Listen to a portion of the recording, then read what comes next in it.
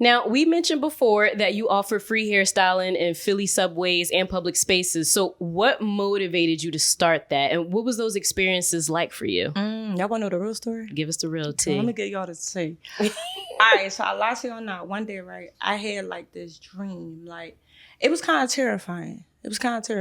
But it wasn't terrifying to where it was like a frightening thing. It was more of a correcting thing. They said God correct those who he love. He love us. So sometimes he gotta get us with the rod. But literally, like, the dream was pretty much saying, like, I know you're doing all these good things, but do you think this is what makes, like, this is what I'm looking for? And it made me think. And then I just started getting all these ideas about, like, the subway and going down there and formulating I couldn't make this stuff up. Like, it literally just came in my head to just get a table, get all this stuff. And then around the time, like, I wound up coming in across some dollars, like some money at the time. So I'm like, oh, okay, I guess, okay, let me invest this. Maybe this is my time. I got you.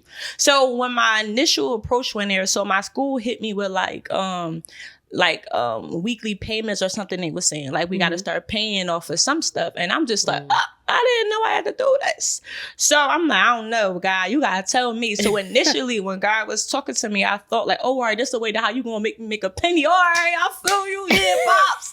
Whole time, that's not what he was saying. So when I went down there, I put like a little sign, like, all right, because I am from the streets, you feel me? So you know how it's like, initially, I started thinking, like, you know how boys, they go do same thing with cosmetology. So I'm like, well, I could do eyelashes for $5. I can, do a little hair bump for 10. Okay, we do a little pop. All right. So when I went down there, it wasn't working. I'm like, hey, you guys, come get this for free. Like, everybody looking at me like I'm crazy. So then I remember seeing this family go past. And it's like these little girls going to school. And the little girl just was sitting there and the mom was just shaking her head, like, not at me, but you could just tell when somebody got a lot on their mind. You could just sense it with their spirit. So I'm just like, hey, how's it going? Hey, Luke, talk to the babies. And she was like, you do hair? I said, yeah, let me do something real quick. Come on. And that's what she was like, huh? So let me just do something. We'll whip it up real quick. So I remember me doing, I think I did like ponytails or something right there on the little baby. And after that, I don't know. After that, they walked away and I just felt so happy. And then I remember seeing people just laying down there. And I'm like, it's okay if you want to get your hair done? And they like, yeah, and da, da, da. So I just started, like, whoever was down there, I just started helping them. And then I realized it's not about money. God gonna give you that. Just serve. So after a while, I'm just like, I got y'all.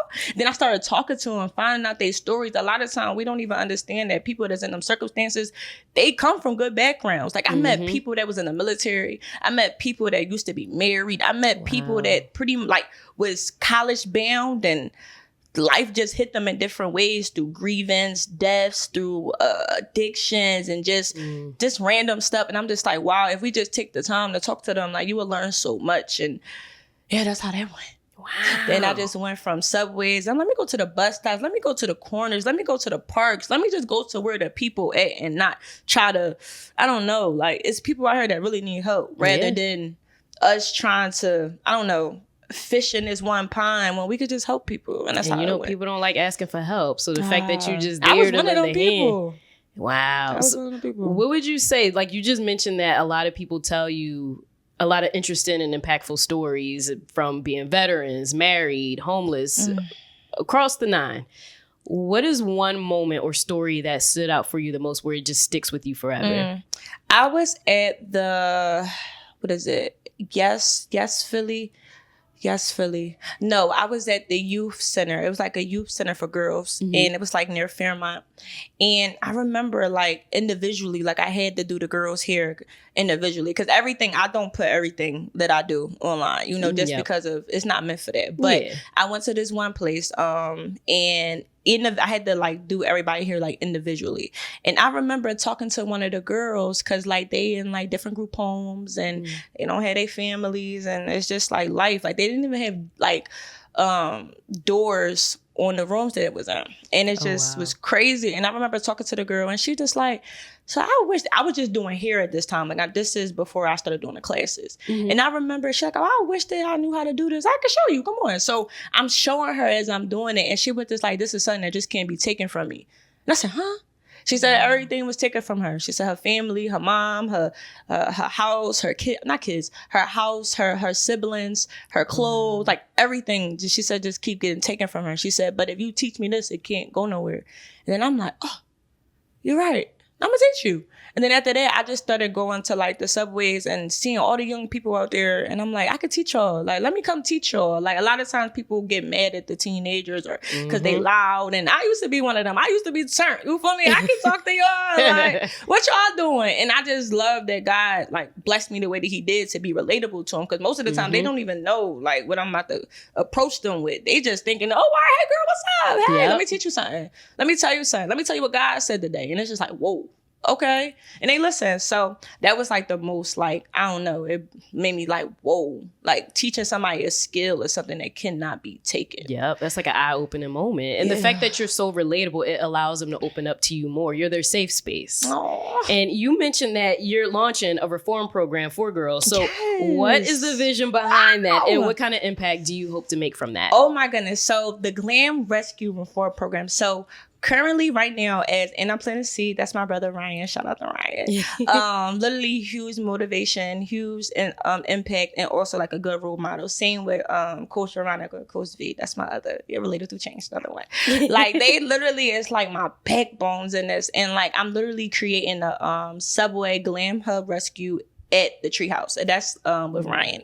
And that's going to be the first hub that we create. And the reform program is to help people like me, children that dealt with like mental health, children that dealt with like behavior problems, and the ones that people thought wasn't going to make it, the ones that people, and it's not even to blame the people. It's like the reform program is for us to do reflection on ourselves. Like, yes, we was hurt, but we still got to take accountability for our actions, because regardless on what our parents did or regardless what we went through, trauma, molestation, abuse, regardless, we still got to make a choice. Do we sit in that, or do we allow that pain to turn to a passion or to craft us to our destiny? So it's like to teach them that everything that we've been through in life is literally a light to help guide other people through. So the overall goal is to create these hub rescues all over the city. So many youth and community people, parents, moms, and can have somewhere to go in order to get their hair done. And then it's not, cosmetology isn't just hair. It's hair, nails, skin, and it's like the natural form of it. So the kids are going to be doing like natural hair care, natural skin care, natural nail care with products and creating them in labs. And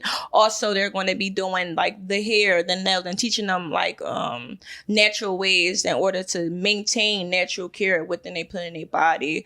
Also like clothes hubs, hygiene hubs, and a place for them to get resources like with Coach Veronica. She is a business organization where she teaches girls about leadership, business, work, and that's for them to get like resumes and stuff like that. Yes. And also with adults too. So everyone could come in and they can look good outside, but we also can build them up in where they going as far as career preparation. I just want to do them all over the city, and for young girls to become leaders so they can teach other young girls.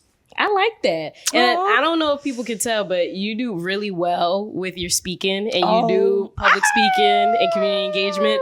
So when it comes to that, when you're doing public speaking for the youth, what kind of message do you like to relate to the youth, and what do you hope they take out of it?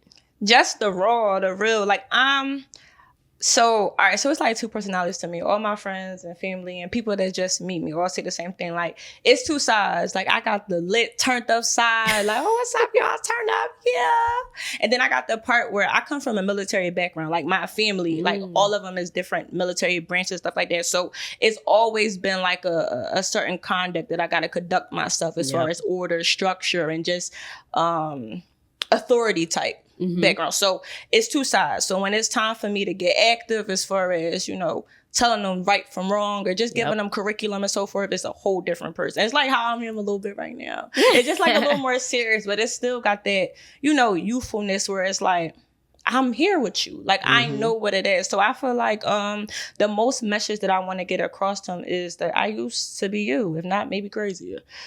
Maybe shout out. A little too much. God had to do his best for me. Okay.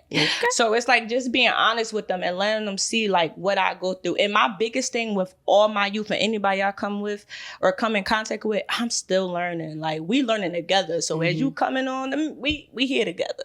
So I'm going to try my best to teach you the best way based off of like the things that I made mistakes in, the things that I'm going. But at the end of the day, this is a one team thing. We all building together. Come on now, Tabitha Davis.